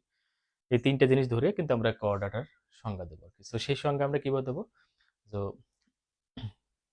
এই যে আহ, তোমার আমরা এখানে চিত্রটা দেখতে পাচ্ছি আর কি। তো এটা হলো ভ্রূণীয় দশায় কিন্তু কোঅর্ডিনেটরগুলো এরকম থাকে।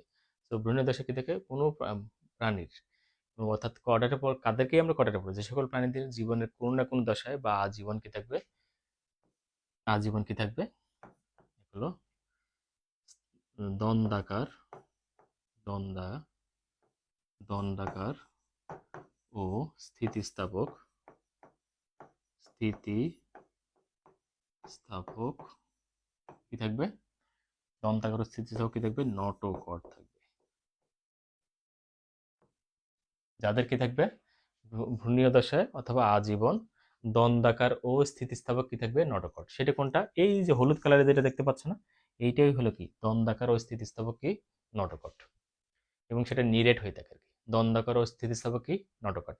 তো দ্বন্দ্বাকার কি? ধরো এটা একটা দ্বন্দ্ব, এটা একটা দ্বন্দ্ব, ঠিক আছে? দ্বন্দ্ব মানে এরকম লাঠির মতো বা কিছু একটা এরকম।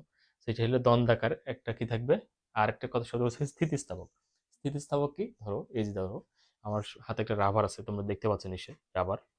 এই রাবার। সো রাবারকে টেনে আবার যদি ছেড়ে দিই তাহলে দেখো আগের জায়গায় চলে আসে। তো এটা হলো স্থিতিস্থাপকতা বা ইলাস্টিসিটি আর কি। দেখতে পাচ্ছ? এই টানলাম আবার এই যে ছেড়ে দিলাম, দেখো আগের জায়গায় চলে আসলো আর কি। দেখতে পাচ্ছ? হ্যাঁ, এটা কি? তার মানে এই রাবারে কি আছে? স্থিতিস্থাপকতা আছে। তো আমি যে দ্বন্দ্ব দেখালাম, মেরুদণ্ডের যে দন্ডাকার অংশ দেখালাম আর কি, নটোকর্ড যেটা দেখালাম, তো সেটা আবার কি থাকে? এই রাবারের মতো এত না, বাট এটার কি আছে? স্থিতিস্থাপকতা আছে। এটা কি রয়েছে? স্থিতিস্থাপক রয়েছে। তো আমরা নিজেরা ইভেন মেরুদণ্ড কিন্তু দেখো আমরা এরকম বাঁকা হইতে পারি না, এই যে বাঁকা হই আবার সোজা হয়, আমাদের মেরুদণ্ড কি ভেঙে যায়? ভাঙে না কিন্তু, একটা পর্যায় পর্যন্ত কিন্তু যায়। ঠিক আছে, একটা পর্যায় পর্যন্ত কিন্তু বাঁকা হয়, ওই পর্যায় পর্যন্ত কিন্তু ভাঙে না। তার মানে কি আমাদের কি রয়েছে? স্থিতিস্থাপকতা রয়েছে আর কি, মেরুদণ্ডের স্থিতিস্থাপকতা রয়েছে। সো আমরা মেরুদণ্ডের দিকে আগে যাচ্ছি না আর কি, আমরা নটোকাটকে খুঁজাচ্ছি। তাহলে তারা দন্ডাকার মানে কি এরকম দ্বন্দ্বের মতো দেখতে, আর স্থিতিস্থাপক মানে কি এই যে এরকম, হ্যাঁ এরকম টানলে বলে আবার আগের জায়গায় চলে আসে, বা এরকম বাঁকা হয়, এদিক ওদিক কি হয় বাঁকা হতে পারে। আসলে এটা টানলে বলবে না ঠিক, আসলে এরকম বাঁকা হতে পারবে আর কি। ঠিক আছে, বুঝতে পারছো? তাহলে আমরা কি বললাম যে নটোকট গুলো কি, নটোকট কি থাকবে? আমরা বললাম যে যে সকল প্রাণীর ভ্রূণীয় দশায় অথবা আজীবন তার কি থাকবে? পৃষ্ঠীয় মধ্যরেখা। পৃষ্ঠীয় মধ্যরেখা কোনটা? এই যে পৃষ্ঠীয়, এটা হলো কি মধ্যরেখা, এইটা আমি মনে হয় বুঝাতে পারছি তোমাদের। এই যে আমার মাথার কাঁধ থেকে চলে গেছে এই দিকে আর কি, এটা এটা হ্যাঁ, এটা হলো পৃষ্ঠ মানে কি পিছন দিকে, মধ্যরেখা মানে কি এই মাছ বরাবর আর কি। পৃষ্ঠ মধ্যরেখা বরাবর কি আছে? স্থিতিস্থাপক কি রয়েছে? দন্ডাকার ও স্থিতিস্থাপক নটোকট থাকে। তাহলে কর্ডাটার সংজ্ঞা কিন্তু এটা আসতেই হবে যে যে সকল প্রাণীদের ভ্রূণীয় দশায় অথবা জীবনে আজীবন, ঠিক আছে, কি থাকবে? পৃষ্ঠীয় মানে পিছন দিকে, মধ্যরেখা মানে মাঝ বরাবর কি থাকবে? স্থিতিস্থাপক, স্থিতিস্থাপক ও দন্ডাকার কি রয়েছে? নটোকর্ড রয়েছে। কি রয়েছে? নটোকর্ড রয়েছে। এবং তাদের কি থাকবে? সেই নটোকর্ডের ঠিক উপরে, সেই নটোকর্ডের ঠিক উপরে কি রয়েছে? ফাঁপা আর নলাকার। দেখো এই জায়গাটা কিন্তু ভিতরে কিন্তু ফাঁপা, দেখতে পাচ্ছ? এই যে ভিতরে কি ফাঁপা না, এবং কি দেখতে নলের মতো না? তার তার ভিতরে আছে কি ফাঁপা আর নলাকার, ফাঁপা আর নলাকার, ফাঁপা ও নলাকার কি রয়েছে? স্নায়ু রজ্জু রয়েছে, স্নায়ু রজ্জু রয়েছে। হ্যাঁ, ফাঁপা আর নলাকার কি রয়েছে? স্নায়ু রজ্জু রয়েছে আর কি। এবং যাদের কি থাকে? গল বিলো, এই যে এখানে দেখো গল বিলো কি থাকে? ফুলকরন্দ, সেটা আমরা পরে আসি। এটা বন্ধু শেষ। ফাঁপা আর নলাকার কি থাকে? স্নায়ু রজ্জু, অর্থাৎ এই ঠিক উপরে মেরুদণ্ডের ঠিক উপর, অর্থাৎ নটোকর্ডের ঠিক উপরে কি থাকে? ফাঁপা আর নলাকার কি থাকে? স্নায়ু রজ্জু থাকে আর কি। সো এটা একটা শর্ত। তাহলে শর্ত কয়টা গেল? এক হলো নটোকর্ড থাকবে, দুই হলো থাকবে স্নায়ু রজ্জু থাকবে, আর ৩ নাম্বার শর্তে এসে বলবো কি তাদের গল বিলো কি থাকবে? ফুলকারন্দ থাকবে। তো তাদেরকে আমরা কি বলবো? কর্ডাটা বলবো। তাদেরকে আমরা কি বলবো? কর্ডাটা। তাহলে কর্ডাটার সংজ্ঞায় কিন্তু ৩টা জিনিস কিন্তু মাস্ট বি আসতেছে আর কি। এই ৩টা জিনিস আসতেছে, সেই ৩টা জিনিসকে পরবর্তীতে তুমি ইলাবোরেট করতে পারো আর কি, কিন্তু আগেই ৩টা জিনিসকে কিন্তু ঠিকঠাক মতো বলে নিতে হবে। তো কর্ডাটার কি কি থাকবে? এক হলো নটোকর্ড থাকবে, দুই কি থাকবে? স্নায়ুরজ্জু থাকবে, আর ৩ কি থাকবে? গল বিলো ফুলকারন্দ থাকবে। ঠিক আছে, এখন এই ৩টাকে তুমি বিস্তারিত করে দেখো, তোমার সংখ্যাটা অটোমেটিক হচ্ছে। তাহলে যে সকল প্রাণীদের আজীবন বা জীবনের কোনো দশায় কি থাকবে? কি থাকবে? দন্ডাকার এবং স্থিতিস্থাপক কি থাকবে? নটোকট থাকবে। তাহলে নটোকট গেল এটা। দুই হলো কি? স্নায়ুরজ্জু বলতে হয়। স্নায়ুরজ্জুর ক্ষেত্রে কি বলছি? স্নায়ুরজ্জু কি হয়? ফাঁপা এবং নলাকার। ফাঁপা এবং নলাকার কি থাকবে? স্নায়ুরজ্জু থাকবে এই যে ঠিক এই যে উপরে। আর ৩ কি থাকবে? গল বিলো ফুলকারন্দ থাকবে। কি থাকবে? গল বিলো ফুলকারন্দ। তো এই ৩টা জিনিস যাদের থাকে তাদেরকে আমরা কি বলবো? কর্ডাটা বলবো। তাদেরকে আমরা কি বলবো? কর্ডাটা বলবো। তো আশা করি সকলে বুঝতে পারছো আর কি। তো একটু দ্রুত কমেন্টস করে জানাও যে আমরা কোয়াড্রাটার সঙ্গে যে ৩টা জিনিসের কথা বললাম, সেই ৩টা জিনিস কি কি একটু কমেন্টস করে জানাও। ১ নম্বর ছিল কি? নটোকট। ২ নম্বর ছিল কি? স্নায়ু রজ্জু। ৩ নম্বর কি? গলবিলীয় ফুলকারন্দ। সো বুঝতে পারছো কিনা? বুঝতে পেরে থাকলে এই ৩টা জিনিস লিখে আমাকে কমেন্টস করে জানাও এই কোয়াড্রাটার সঙ্গে আর কি। ঠিক আছে, তাহলে যে সকল প্রাণীদের জীবনের পূর্ণদশায় বা আজীবন পৃষ্ঠীয় মধ্যরেখা বরাবর দন্ডাকার ও স্থিতিস্থাপক নটোকট থাকে, যাদেরকে থেকে নটোকটের ঠিক উপরে ফাঁপা নলাকার থেকে স্নায়ুরজ্জু থাকে, এবং ৩ নম্বর করে যাদের গল বিলে ফুলকারন্দ থাকে তাদেরকে আমরা কি বলবো? কর্ডাটা বলবো। সো আশা করি খুব বুঝতে পারছো। এইভাবে লিখলে এই প্রশ্নে কোনো মার্কস কাটার কোনো সুযোগ নেই ইনশাল্লাহ। একদম ইজিলি তোমরা পেয়ে যাবে আর কি। ওকে, বুঝতে পারছো কিনা একটু কমেন্টস করে জানাও।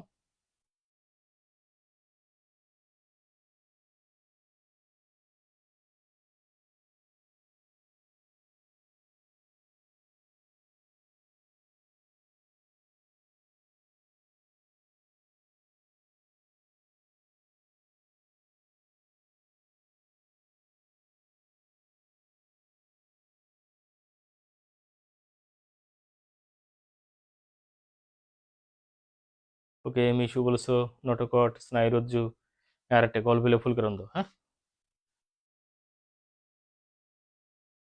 ওকে।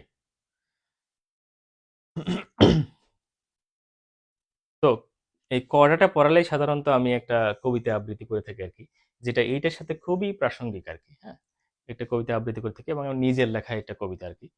তো চাইলে তোমাদেরকে শোনাতে পারি আর কি, একটু আবৃত্তি করে। তোমরা চাইলে শোনাতে পারি এবং এটার মাধ্যমে আমরা ক্লাস আজকে শেষ করে দেবো। হ্যাঁ।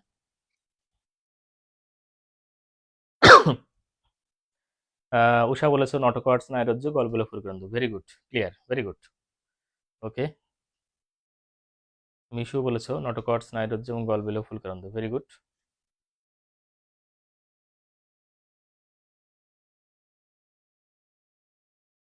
ওকে। রবিউল বলছে যে সকল প্রাণীর ভ্রূণীয় দশায় অথবা আজীবন পৃষ্ঠ মধ্যরেখা বরাবর নটোকট থাকে, তার উপরে ফাঁপা নলাকার স্নায়ুরজ্জু এবং গলবিলীয় ফুলকা রন্ধ্র থাকে, তাকে কর্ডাটা বলে। ভেরি গুড, ভেরি গুড, পুরো সংজ্ঞায় লিখে ফেলছো আর কি। Very good. এই তো পারতেছো। এখন বলো যে এইভাবে পড়লে তো আশা করি কোনো সমস্যা থাকবে না, কোনো কিছুই কোনো প্রবলেম থাকবে না, ইনশাল্লাহ একদম ক্লিয়ার হয়ে যাবে আর কি।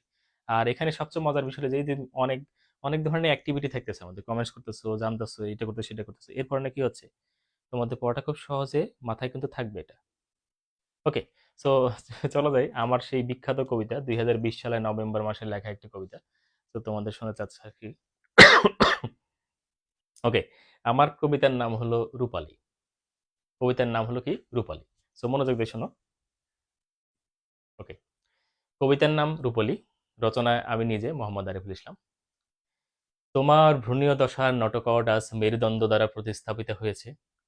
কডের হিসেবে সেজন্য তোমার অহমিকা থাকতেই পারে, তাই বলে দেখা দিবে না তা কি করে হয়? যে অস্থিময় অন্তকঙ্কালের জোরে ছুটে চলেছ অভিমানে, তার কি খুব দরকার ছিল? আমি তো চাই তুমি আমার পাশেই থাকো। তোমার নটকটের ঠিক উপরে ফাঁপা আর নলাকার স্নায়ুরজ্জু আজ মস্তিষ্ক আর সুষুম্না কাণ্ডে পরিণত হয়েছে। তুমি কিনা গলবিলীয় ফুলকারন্দ দিয়ে নিঃশ্বাস প্রশ্বাস চালিয়ে ছুটে চলেছ প্রবাহন থেকে বাড়ির পথে। আহা, রূপের দেমাগ আছে তোমার, থাকবেই পাবা না কেন? তোমার রূপালী ঝলকের যে পাগল দেশ বিদেশের মানুষ। দেখা দাও প্রিয়তমা, কেইনু হলো সেই ইলিশা, দেখা দাও প্রিয়তমা ইলিশ। সো ইলিশকে নিয়ে একটি কবিতা লেখা হয়েছিল আর কি। সো সেই সেই কবিতাই হল মতো এটা। সো কেন সেটা, কারণ আমরা এই এই কবিতার মাঝখানে কিন্তু তিনটি মেসেজ আছে আর কি। মেসেজগুলো হলো যে তোমার ভ্রূণীয় দশার নটকট আজ মেরুদণ্ড দ্বারা প্রতিষ্ঠা হতেছে, দ্যাটস মিন এই নটকটটা পরবর্তীতে গিয়ে কিসে উপনীত হয়, মেরুদণ্ড দ্বারা কি হয়, প্রতিস্থাপিত হয় কি, পরবর্তীতে কি হয়, মেরুদণ্ড দ্বারা প্রতিস্থাপিত হয়। এটা হলো এক নাম্বার সেন্স আর কি কবিতার, মানে একটা মেসেজ। 2 নম্বর মেসেজ হলো তোমার নটকটের ঠিক উপরে ফাঁপা আর নলাকার যে স্নায়ুরজ্জুর আছে, সেই স্নায়ুরজ্জুর সামনের অংশ হয়ে যায় মস্তিষ্ক এবং পিছনের অংশ কি হয়ে যায়, সুষুম্না কাণ্ডে পরিণত হয়। ঠিক আছে। আর 3 নম্বর ছিল কি গলবিলীয় ফুলকারন্দ। তুমি কেন গলবিলীয় ফুলকারন্দ দিয়ে নিঃশ্বাস প্রশ্বাস চালিয়ে ছুটে চলেছো প্রবাহিন থেকে বারিধির পথে আর কি। অর্থাৎ ইলিশ মাছ কিন্তু নদী থেকে সমুদ্রের পথে, প্রবাহিন থেকে বারিধি, এর পথে ছুটে চলে। কার মাধ্যমে? তার এই যে গলবিলীয় ফুলকারন্দ দিয়ে নিঃশ্বাস প্রশ্বাস চালিয়ে কিন্তু ছুটে চলে। তো যদিও আমাদের ক্ষেত্রে সেটা কি হয়ে যায়, এটা বিলুপ্ত হয়ে যায় এবং নতুন করে কি হয়, ফুসফুসের উদ্ভব ঘটে। তো এই হলো 3টা মেসেজ দেওয়া এবং ইলিশকে রিপ্রেজেন্ট করা, এই সবকিছু মিলেই হলো এই কবিতাটা লেখা। সো আশা করি সকলের ভালো লেগেছে এটা, এবং আজকের ক্লাসটাও সকলে আশা করি ভালো লেগেছে। সো তোমরা সকলেই কমেন্টস করে জানাও আজকের ক্লাসটা কেমন হলো। এবং তোমাদের ক্লাস শিডিউল আমি বলে দিচ্ছি আর কি, তোমাদের ক্লাস শিডিউল কোন কোন দিনে থাকবে আর কি। এক হলো আপাতত শনিবার,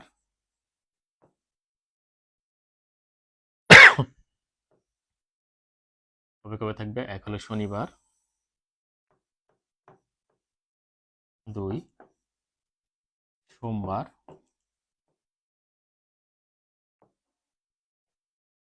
আর 3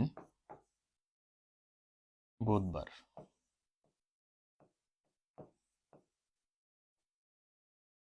তাহলে কি দাঁড়ালো, শনি সোম বুধ, এই 3 দিন তোমাদের ক্লাস হবে। এখন রমজান মাস উপলক্ষে ক্লাসের টাইম থাকবে 9টা বেজে 40 মিনিট। 9টা বেজে 40 মিনিটে ক্লাস শুরু হবে, যেন তোমরা নামাজ শেষ করে জয়েন করতে পারো, এই জন্য এই সময়টা দেওয়া। পরবর্তীতে কিন্তু ক্লাস টাইমটা চেঞ্জ হবে, হ্যাঁ। সেই হলো বিষয়। সো তারপরও এই যে আমরা ক্লাস শিডিউলটা দিলাম, এটা কিন্তু চলমান থাকবে। শনি, সোম, বুধ এইভাবে তোমাদের কিন্তু ক্লাস হবে। গ্রুপে আমি লিখে দেবো আবার, সমস্যা নেই। তো এই দিনগুলোতে ক্লাস হবে। যদি কোনো কারণে আমি ক্লাস কোনোদিন না নিতে পারি, অবশ্যই গ্রুপে আগেই জানিয়ে দেবো যে আজকের ক্লাসটা নেওয়া হবে না আরকি। তো এই হলো বিষয়। এবং কোর্স নিয়ে তোমাদের কোনো টেনশন করা লাগবে না। কোর্স যদি শেষ না হতে চায়, তখন আমরা দরকার হলে ক্লাস টাইম বাড়িয়ে দেবো আরকি। বাড়িয়ে তোমাদের কোর্স শেষ করে দেবো আরকি, হ্যাঁ? তো ওইটা কোনো টেনশন নাই। তোমাদের সামনে যথেষ্ট সময় আছে। খুব ধীরে আস্তে খুব সুন্দরভাবে কোর্স হয়ে যাবে। শুধু লেগে থাকো। আর সবাইকে আ একটা বিষয় জানাতে চাই, সেটা হলো যে তোমার যে সকল ফ্রেন্ড রয়েছে তাদেরকে এই আ অনলাইন কোর্সে একটু আ যুক্ত করেও। তাহলে আমাদের কিন্তু এখানে খুব বেশি সংখ্যক সদস্য নেই আরকি। সো একটু আরো কিছু স্টুডেন্ট যদি যুক্ত হয়, তাহলে সেটা আমার জন্য একটু ভালো হয় আরকি। সেইজন্য তোমরা একটু তোমাদের ফ্রেন্ডদের মাঝখানে একটু আলোচনা করবা, যেন আমাদের এই কোর্সের সাথে যুক্ত হয়ে যায় এবং আমাদের এই কোর্সটাকে আরো জমজমাট করতে। যত স্টুডেন্ট সংখ্যা বাড়বে, তত কিন্তু আমাদের জমজমাট হয়ে যাবে আরকি। ওকে। আ আচ্ছা। উষা বলছে যে ক্লাস শেষ করার আগে নেক্সট ক্লাস রুটিন যদি একটু, হ্যাঁ, বলে দিলাম। তারপর আরো বলছে যে 10টায় দেওয়া যায় কিনা? আচ্ছা, সমস্যা নাই। নামাজে ফলাকান্ত লেগে আছে। 10টায়, এই তো 9টা 40 45 তো? ওই ক্লাস শুরু করতে গিয়ে দেখা যায় যে 9টা 45 50 বেজেই যায় আরকি। তো এরকম আরকি। সো এই তো 10টার আশপাশেই হয়ে যাবে, কি সমস্যা নেই। সমস্যা নেই, এটা কোনো বিষয় না। আ হ্যাঁ, তারাবির পরে একটু ক্লান্ত লাগাটাই স্বাভাবিক আরকি। আচ্ছা, সমস্যা নেই। এটা কোনো ব্যাপার না। আমরা ৫-১০ মিনিট পরে ক্লাস শুরু করলেও কোনো সমস্যা নেই। সো এটা আশা করি কোনো সমস্যা হবে না কারো। সো কারো সমস্যা আছে কিনা সেটা জানাও। কারণ আমাদের ক্লাস শেষ করতে অনেক সময় কি দেখা গেলো যে ১১টার মতো বেজে যেতে পারে আরকি।